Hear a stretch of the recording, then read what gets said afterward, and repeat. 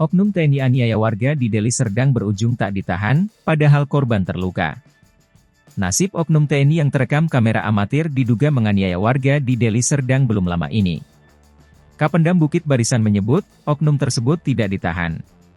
Padahal, warga yang ia aniaya menderita sejumlah luka.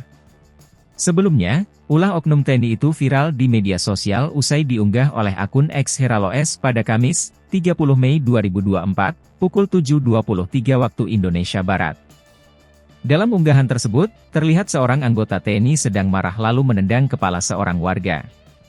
Hingga Jumat, 31 Mei 2024, unggahan tersebut dilihat lebih dari 110.900 kali dan dibagikan sebanyak 454 kali.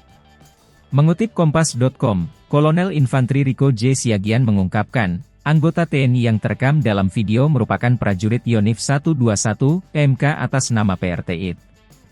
Kepala Penerangan Kodam I Bukit Barisan ini menyebut peristiwa terjadi di Jalan Besar Pertumbukan, Kampung Johar Baru, Kecamatan Galang, Kabupaten Deli Serdang, Sumatera Utara pada Rabu, 29 Mei 2024.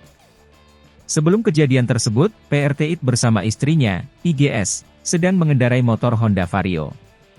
Saat akan menyeberang jalan ke arah sebuah minimarket, sepeda motor yang dibawa PRT-IT ditabrak dari belakang oleh dua warga, HN dan J. Akibat kecelakaan tersebut, kedua belah pihak terjatuh ke aspal dan masing-masing mengalami cedera. Akibatnya, IGS mengalami benturan hingga terjadi pendarahan.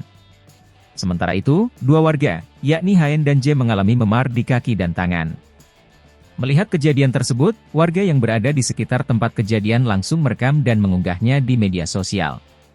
Kedua pihak sudah berdamai terkait kejadian tersebut. PRT-IT dengan HN melakukan pertemuan mediasi di unit Lantas Polresta Deli Serdang pada Jumat, 31 Mei 2024, pukul 10.30 waktu Indonesia Barat. Hasil mediasi tersebut menyatakan bahwa kedua belah pihak sepakat untuk berdamai dan saling memaafkan.